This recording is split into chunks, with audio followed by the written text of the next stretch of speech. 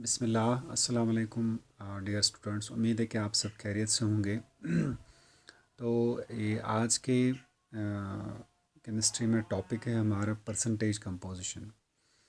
Percentage composition ज़रा important एक concept है बेसिकली। परसेंटेज कंपोजिशन में ये एक कैलकुलेशन प्रोसेस है या कंप्यूटिंग मेथड है जिससे हम एक कंपोजिट सब्सटेंस जैसे कंपाउंड होता है, कोई और सब्सटेंस होती है जिसके कॉन्स्टिट्यूएंट्स की बनी होती है, उन कॉन्स्टिट्यूएंट्स की इसमें क्या कंपोजिशन है सेपरेट। जैसे how we define percentage composition, it refers to the process of evaluating or calculating the actual percentage of elements or entities composing a particular compound or substance। अगर कंपाउंड के perspective में आप समझोगे, percentage composition elements की compound में क्या होती है कि ये जो एक पर्टिकुलर केमिकल कंपाउंड है, जिन एलिमेंट्स का ये केमिकल कंपाउंड बना हुआ है उसमें हर एलिमेंट की क्या परसेंटेज है, that we called as percentage composition. Similarly अगर एक सब्सटेंस है, जिन कॉन्स्टिट्यूएंट्स की ये सब्सटेंस बनी हुई है, इस सब्सटेंस में हर कॉन्स्टिट्यूएंट का क्या परसेंटेज है, that will refer two is percentage composition. तो इन ए वे एक जनरल बात ये समझिए, परसेंटेज कंपोजिशन मीन्स एक प्रोसेस है, एक मेथड है जिससे हम कैलकुलेट कर सकते हैं, कंप्यूट कर सकते हैं कि एक पर्टिकुलर कंपाउंड में जिन एलिमेंट्स का एक कंपाउंड बना हुआ है हर एलिमेंट की क्या परसेंटेज है, या एक पर्टिकुलर कंपाउंड एक पर्टिकुलर सब्सटेंस में जो जिन कॉन्स्टिट्यूएंट्स की, जिन एंटिटीज़ की ये सब्सटेंस बनी हुई है, वहाँ पे हर इंडिविजुअल एंटिटी या हर इंडिविजुअल कॉन्स्टिट्यूएंट्स की क्या परसेंटेज है, that's refer to as percentage composition.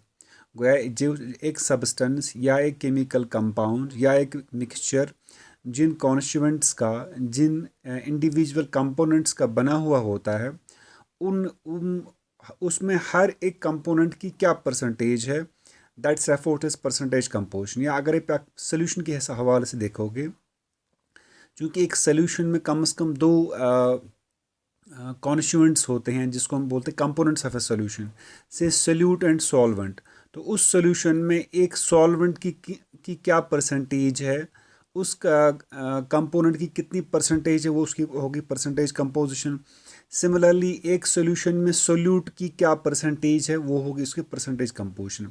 इस हवाले से आपको ये बात समझनी है कि परसेंटेज कंपोजिशन एक जनरल मेथड है, एक जनरल प्रोसेस है जिससे हम इवेलुएट कर पाते हैं, कैलकुलेट कर पाते हैं कि एक पर्टिकुलर कंपाउंड में हर एलिमेंट की कितनी कंपोजिशन है, या एक पर्टिकुलर सबस्टिट्यूएंट्स में हर एक कंपोनेंट की या हर एक कॉन्स्टिट्यूएंट की कितनी परसेंटेज है, that is refer to as percentage composition. अब परसेंटेज कंपोजिशन को समझने के लिए फॉर एग्जांपल हमने मास परसेंट ले लिया कि एक पर्टिकुलर हम कोई सब्सटेंस ले लेंगे या कंपाउंड ले लेंगे, उसके जो कॉन्स्टिट्यूएंट्स हैं उनके परसेंटेज कंपोजिशन कैसे निकाली जाती है, we can understand that by taking the example of water. जैसे percentage composition can be understood by taking the example of water as a compound या as a substance containing, इस चूँकि वाटर का हमें पता होता है, it contains hydrogen and oxygen elements whose percentage composition is calculated as under। अब water का हमें ऑलरेडी पता है कि वाटर एज ए कंपाउंड है या वाटर एज ए सब्सटेंस है, जिस सब्सटेंस में एक ये बनी है एक तो हाइड्रोजन एलिमेंट की और ऑक्सीजन एलिमेंट की।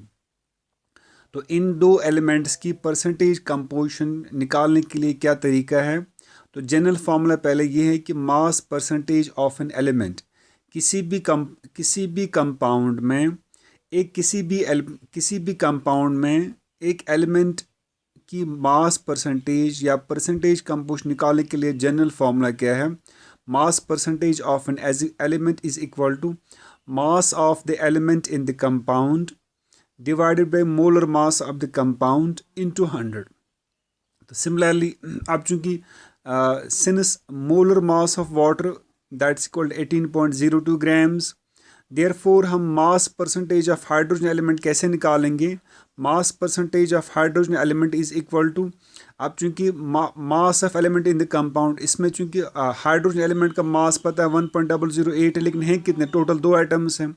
सो multiplied by 2 divided by molar mass of water as a compound के, दैट्स 18.02 ग्राम्स।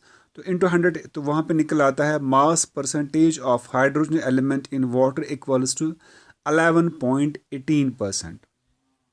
ठीक है। सिमिलरली हम mass percentage of oxygen element इस तरीके से कैलकुलेट करेंगे कि mass percentage of oxygen element in water as compound equals to, अब मास ऑफ हाइड्रोजन एलिमेंट क्या है, क्योंकि इसमें एक ही 1 एटम ऑफ हाइड्रोजन होता है। ऑक्सीजन विल राइट्स, क्योंकि ऑक्सीजन का मास क्या है 16.02 grams as in terms of grams, और हैं कितने एटम्स, एक ही हैं। तो divide by molar mass of water के 18.02 इंटू 100, तो फिर mass percentage of oxygen element in water comes out to be equal to इस 88.79 जो है ये mass percentage of oxygen element in water है। और हाइड्रोजन की कितनी निकल आई, दैट्स 11.18%। तो this is how we calculate the mass percentage of any element in a particular compound or in a particular substance। तो ये एक जनरल मेथड है, इस मेथड से हम किसी भी एलिमेंट की, फॉर एग्जांपल ये तो हमने निकाली मास परसेंटेज ऑफ एन एलिमेंट, फिर हम रेशियो ऑफ एन एलिमेंट भी निकाल सकते हैं, वॉल्यूम परसेंटेज भी निकाल सकते हैं। तो एक जनरल फॉर्मूला, एक जनरल मेथड, जनरल प्रोसेस एक है कि जिस तरह से हम कैलकुलेट कर सकते हैं कि जो एक पर्टिकुलर एलिमेंट का एक कंपाउंड में कितनी परसेंटेज होती है, या एक पर्टिकुलर कॉन्स्टिट्यूएंट की या पर्टिकुलर कंपोनेंट की कितनी परसेंटेज होती है एक मल्टी कंपोनेंट सिस्टम में या एक पर्टिकुलर सब्सटेंस में। इस तरह से ये एक इन ए वे की क्वालिटी चेक मेथड भी है। अगर फॉर एग्जांपल हमें बताया जाता है कि भाई कोई कंपाउंड हमने बाज़ार से ख़रीदा या कोई सब्सटेंस हमने बाज़ार से ख़रीदी, वहाँ लेबल पे लिखा होता है कि इसमें जी इस पर्टिकुलर एलिमेंट की ये परसेंटेज है, इसमें इस पर्टिकुलर कंपोनेंट की ये परसेंटेज है, तो वो हम आराम से इस मेथड से कैलकुलेट कर सकते हैं जो बताया गया है कि एक्चुअली वो इसमें परसेंटेज प्रेजेंट है कि नहीं।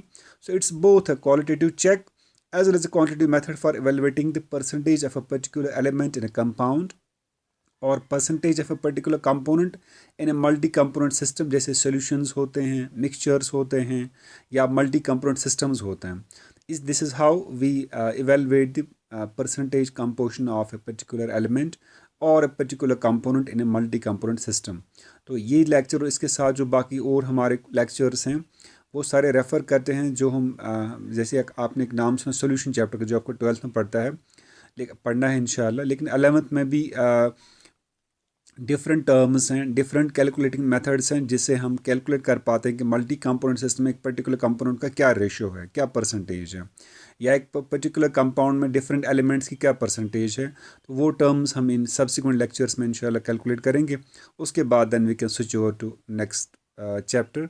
ये चूँकि बड़े बेसिक्स टर्म्स हैं या बेसिक कैलकुलेटिंग मेथड्स हैं जो आपको अच्छे से समझने हैं, ताकि जाके जो हम आगे चैप्टर्स हम पढ़ेंगे या 12th में आपको जो बाकी चैप्टर्स पढ़ने हैं वहाँ पे आपको कोई दिक्कत नहीं आनी चाहिए। इसलिए मैं ज़रा इस पे ज़रा ज़ोर देता हूँ, मैं आपको फुर्सत से पढ़ाता हूँ, क्योंकि वंस आपकी बेसिक्स केमिस्ट्री में क्लियर हो गए, आपकी बेसिक कैलकुलेटिंग मेथड्स क्लियर हो गई, आपकी बेसिक टर्म्स क्लियर हो गई, फिर आगे चल के इंशाल्लाह कोई दिक्कत नहीं आएगी। तो टिल देन अल्लाह हाफ़िज़।